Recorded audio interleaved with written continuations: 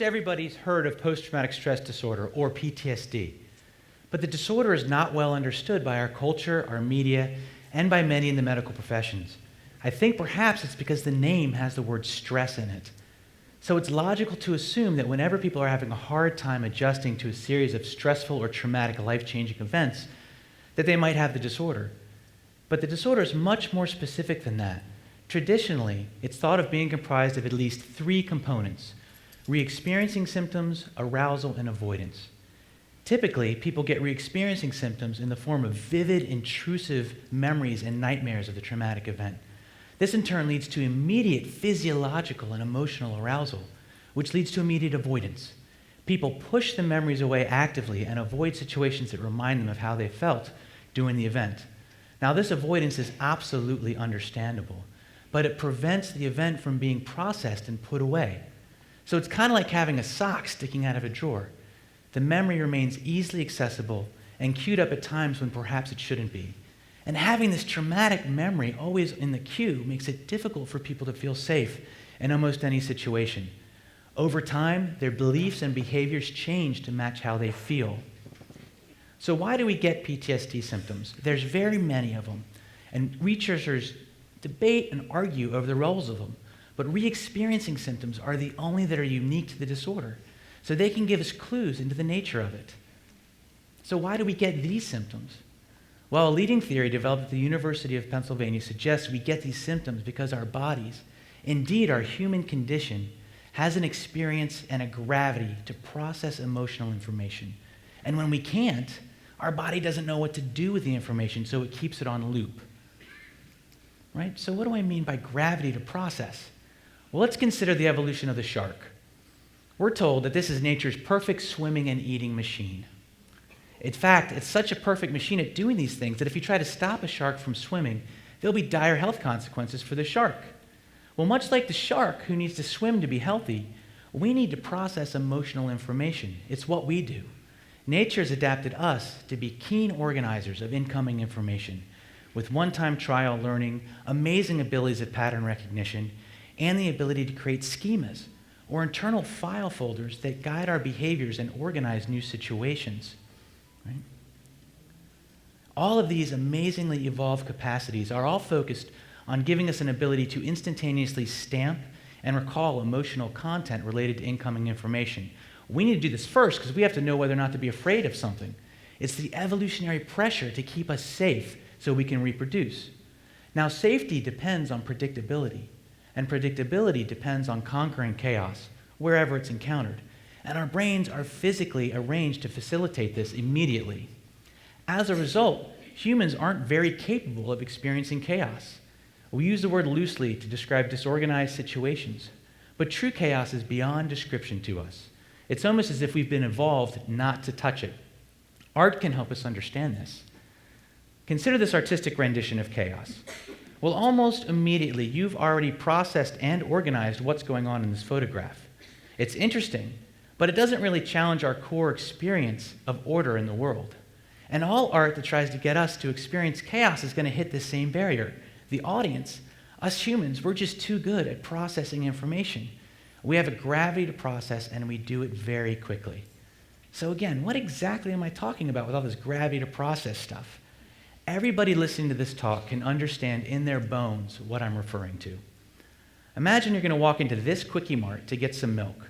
You have an internal file folder for what this experience is all about. You know the milk's going to be in the back in a glass cabinet. There might be a bubble mirror to stop you from stealing, right? And you hope you're not behind somebody who's getting lottery tickets. We know exactly what this is. And the more the event matches our internal file folder, the less memorable it is. Months will go by and you won't even remember that Thursday when you got milk. And I think we all should agree on this. But now let's say you walk in here and you see something completely weird, like a clown juggling. Well, immediately, without you wanting to, deciding to, or maybe even being aware, you start flipping through probabilities of why this clown is here and looking around for clues to sort it out. I want to invite everybody to appreciate that it would take an extraordinary human being to see the clown and not try to figure out why is he here, right? That's our gravity to process. But now let's say you walk in this Quickie Mart and there's an elephant in the back, and it's mayhem. He's taking up 5 or 6 rows. There's mounds of ho-hos and Twinkies. You make your way over to everything and get your milk and ask the cashier, hey man, what's up with this elephant?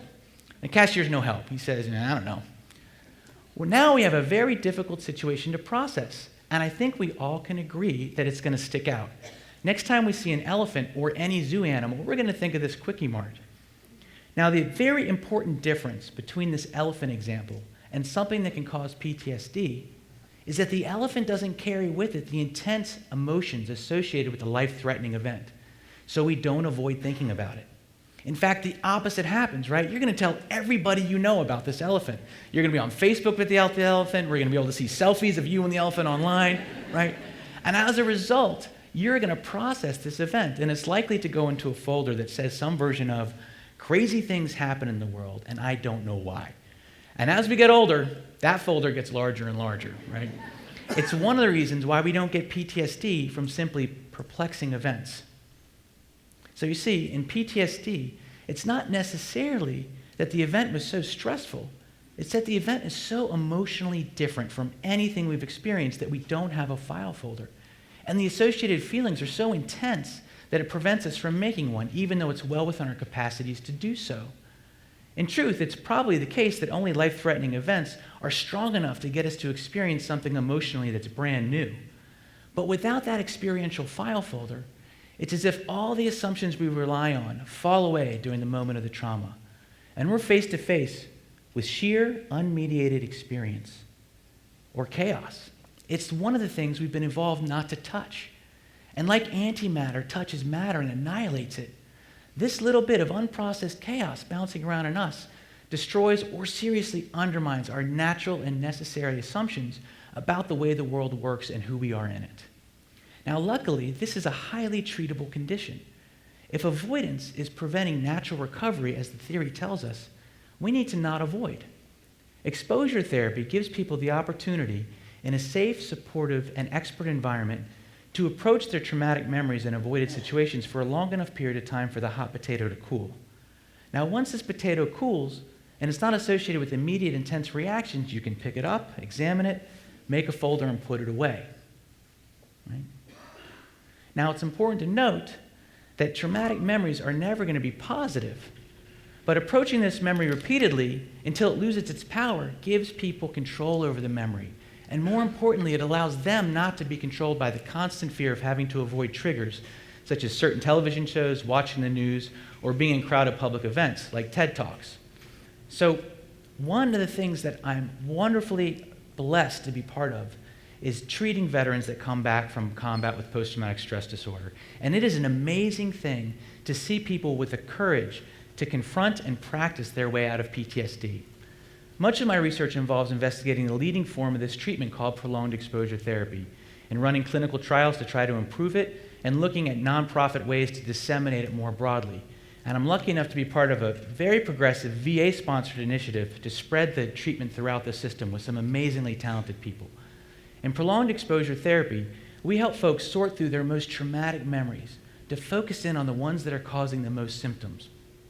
Once we have those focused in on, we train them in proven methods of how to sit with the memory for a long enough period of time, much longer than they're used to doing. Now, folks with PTSD always have these memories popping up, but remember, they push them away immediately. So the idea of sitting with the memory on purpose for 30 or 40 minutes at a time is something completely new. It's one of the reasons why the treatment can be so effective. And we know it's effective because throughout the process, we're asking people about their distress levels, and those typically go way down. Now, part of my research involves making that process more meaningful for everybody involved through objective physiological wireless assessments and the use of mobile applications that can be widely disseminated for free. So, for example, a veteran can come in and start the process of confronting a traumatic memory, and at first, physiological responses can be quite high. Not dangerously high, but very uncomfortable. But he sticks with it, and next week comes in and it's a little bit lower, and then lower. Having visual proof of getting better is wonderful positive reinforcement for engaging in a treatment that's difficult yet highly effective. Imagine how much more motivated you might be for weekly chemotherapy sessions if you could see your cancer diminishing with each dose. And positive reinforcement is important because mental health treatments only work if people choose to complete them. Now, most people who start this process do complete it because they're tired of having PTSD and want to do something to get rid of their symptoms.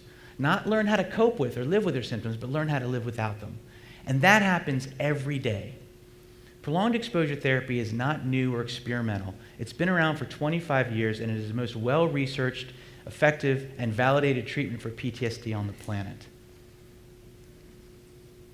One of the things I'd like you to take from it is that all of this research lets us know that the treatment works across a wide variety of traumatic spectrums, and also across a wide variety of individuals, such as first responders, those with PTSD and traumatic brain injury, substance use issues, depression, and in geriatric and pediatric populations, and also for people living in highly rural or isolated areas over telehealth technology, as some of my research has suggested. Now, no treatment is 100% effective all the time, and it's very important that we appreciate that sometimes PTSD is just one of the negative consequences of trauma, and so treating it doesn't necessarily mean that people won't require extra help. Even so, the vast majority of people who complete prolonged exposure therapy experience significant symptom reduction, and many experience complete remission altogether, as demonstrated by clinical trials and clinics all over the world. So we have a treatment we know works, and all major mental health guidelines suggest its use as a frontline treatment for PTSD, yet it is not widely available at all points of care. So we have a lot of work to do, and we can't do it alone. In PTSD, there's a lot of media buzz, noise, and lack of consistent messaging from providers. It makes it difficult for consumers and healthcare managers to appreciate the difference between scientifically proven treatments to eliminate symptoms from treatments designed to help people cope. So help us spread the word that PTSD is a highly treatable condition, and that prolonged exposure therapy can be the first stop on the road to recovery. Now, knowledge impacts expectations, and my hope is that you know enough to expect your life back. Thank you.